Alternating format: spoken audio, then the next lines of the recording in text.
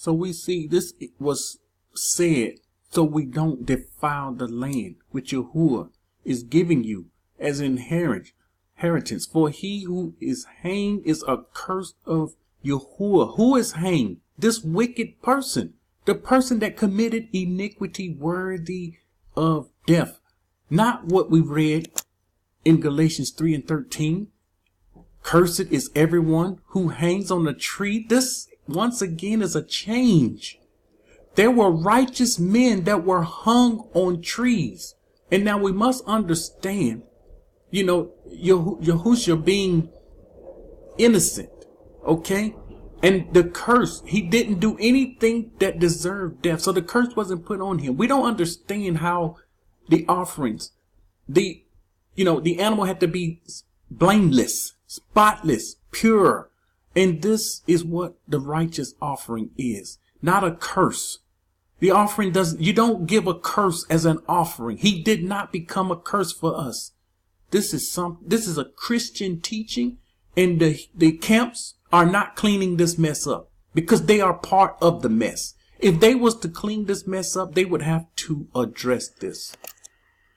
All right. Numbers 25 and 9. And there are many. I can't give all. I'm at the end here of my list. I cannot give them all. There are too many. Numbers 25 and 9. And those who died in the plague were 24,000. Let's see the change. Here's the change. 1 Corinthians 10 and 8. Nor let us commit sexual immorality as some of them did, and in one day 23,000 fell. He's quoting 23,000 fell, but we see the right number, the correct number is 24,000. A change in the Most High word. Who?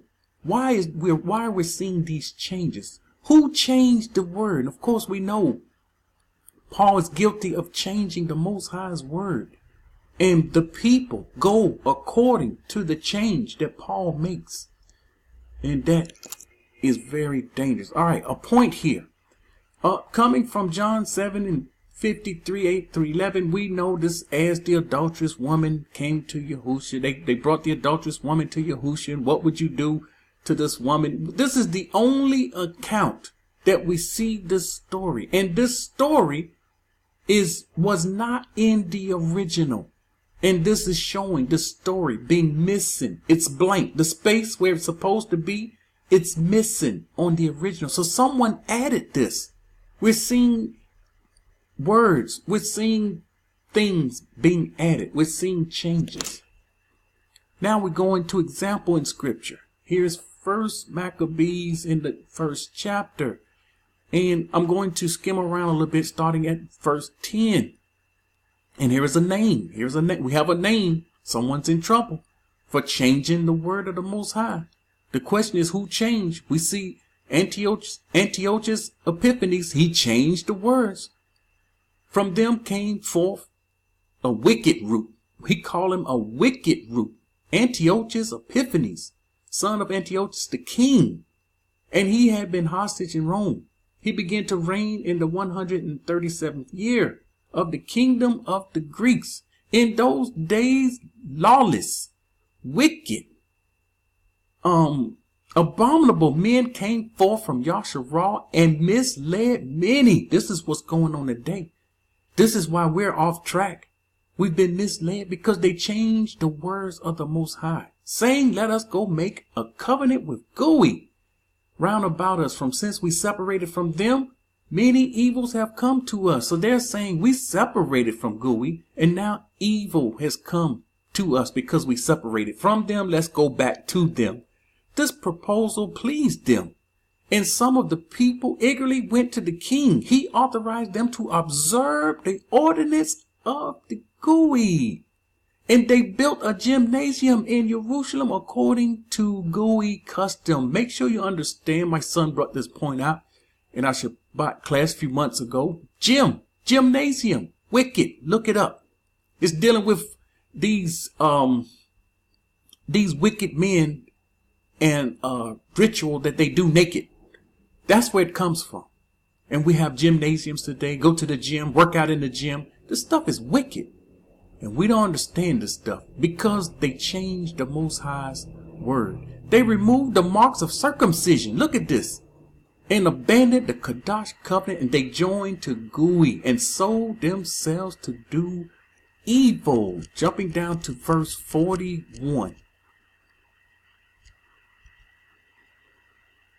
It says, the king wrote to all the kingdom that all should be one people. This is what he said, that they all should be one people, and that each should give up his customs, give up what the Most High gave, give up what he taught us, give up the word, change the word for GUI customs. All GUI accepted the command of the king, many even from Yasharal, gladly accept his religion, his belief, and then they offered to idols and profaned the Shabbats. You see, when you go according to GUI does not know the covenant. GUI does not know the Shabbats. And so we will partake of what GUI's doing.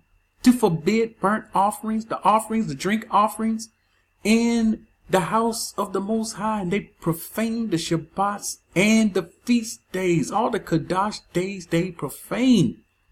To defile the house and the priests, to build altars and their shrines for idols. They were building these shrines for idols, and they offered up swine and unclean animals. They was using unclean animals as offerings, swine, pig, and to leave their sons uncircumcised.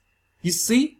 Anyone that's not circumcised, the Most High say, is cut off from the covenant. They are cut off. They have broken my covenant. This is what he said.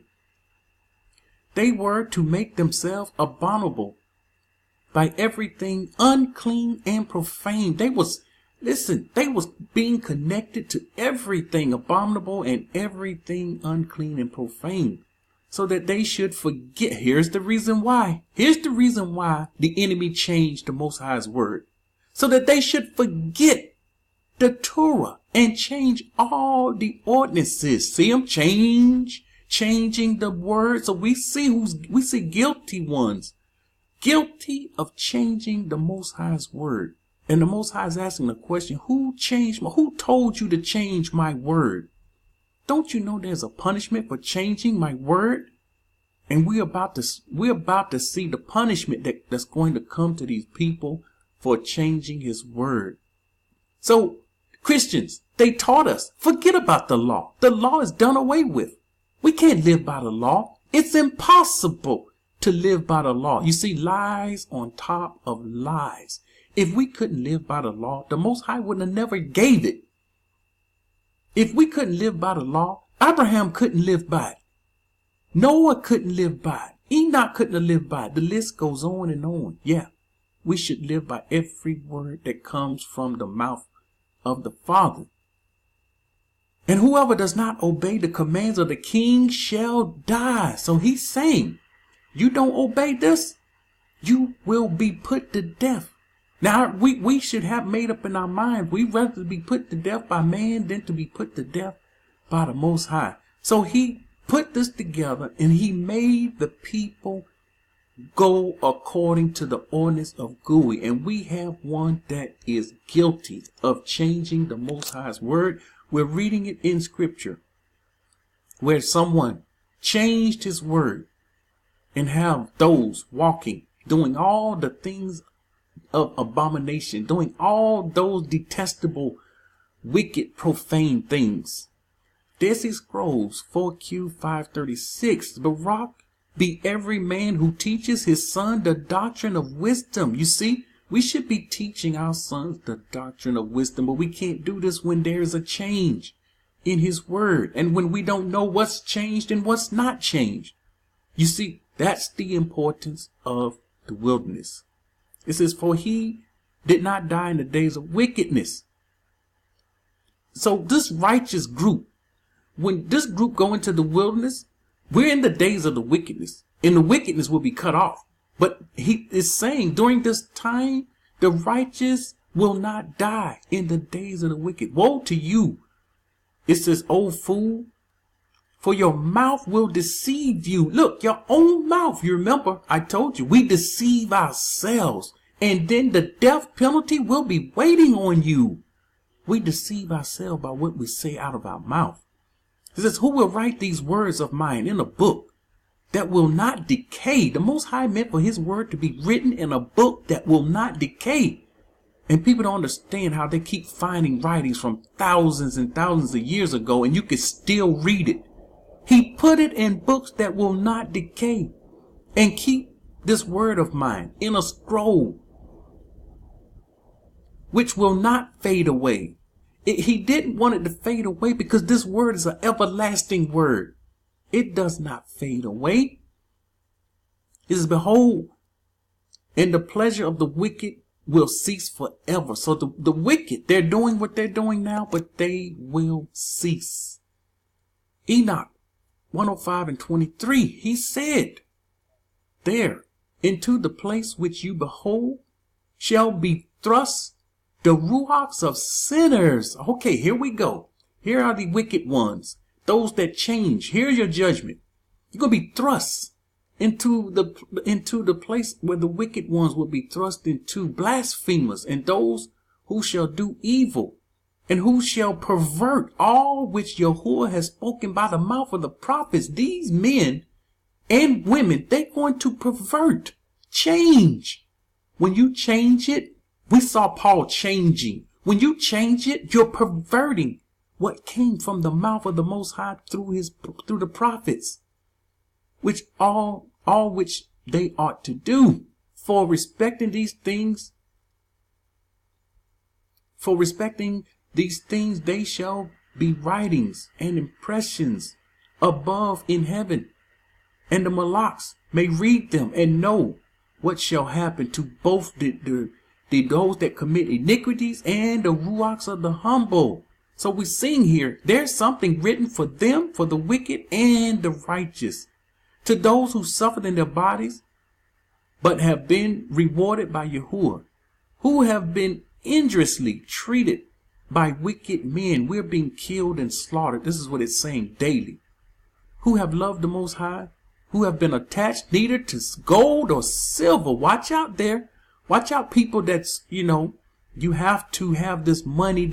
You're teaching for money. You're collecting tithes. It's all about a bit. You turn the work of the Most High into a business. You see, they're attached to money, to gold and silver.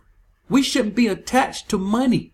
We shouldn't be attached to gold and silver, nor to any good thing in the world, but have given their bodies to torment. These people, all these people that's loving money, they're making money off the word. They're teaching for pay. They're making people pay money, giving money.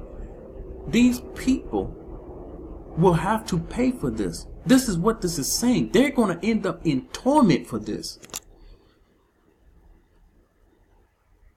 Okay, this Enoch 96:1-6. The righteous are confident that the wicked ones will be disgraced. The righteous people, we understand the scripture, and we are confident that the wicked will be disgraced. We understand shame will cover their face. All these Christian churches, all these Christian pastors, all these camps, all those people, that do not dig into the word, study for the word, studying the word for themselves. All these people, you're going to perish for the lack of knowledge, whether you know it or not. So all these people will have to drop their head and be disgraced. They're going to be ashamed. Those people that come against the word of the Most High, they have to drop their heads in shame. What have I done? Why have I done this? And their iniquity will find them out.